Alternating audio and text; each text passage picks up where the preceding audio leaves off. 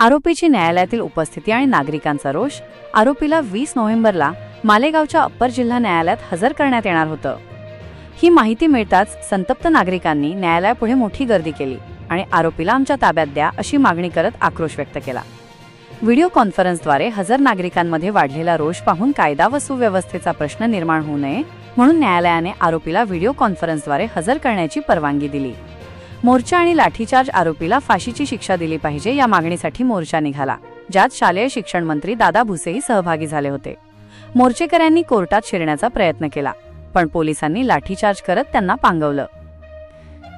Police आणि सरकारी कृती। तपास अधिकारी पोलीस अधीक्षक बाळासाहेब पाटील यांनी या प्रकरणात मालेगाव अतिरिक्त पोलीस अधीक्षक यांची तपास अधिकारी म्हणून नेमणूक केली। फास्ट ट्रॅक कोर्ट आणि वकील मालेगावचे आमदार आणि मंत्री दादा भुसे यांनी हा खटला फास्ट ट्रॅक न्यायालयात चालवत आरोपीला कठोर शिक्षा करण्यात येईल, तसेच वकील म्हणून उज्ज्वल निकम यांना नेमण्यात येईल असे आश्वासन दिले।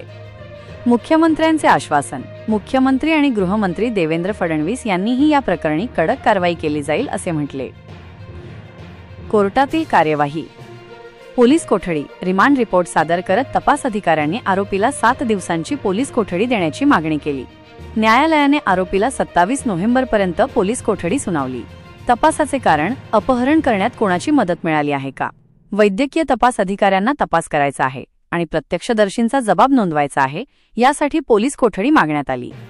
वकील आरोपीने शासकीय खर्चाने वकील मिळावा असा अर्ज न्यायालयात केला होता, मात्र मालेगाव वकील संघाने त्याचं वकीलपत्र कुठलाही वकील घेणार नाही असं जाहीर केल्यामुळे आरोपीला अद्याप वकील मिळालेला नाही।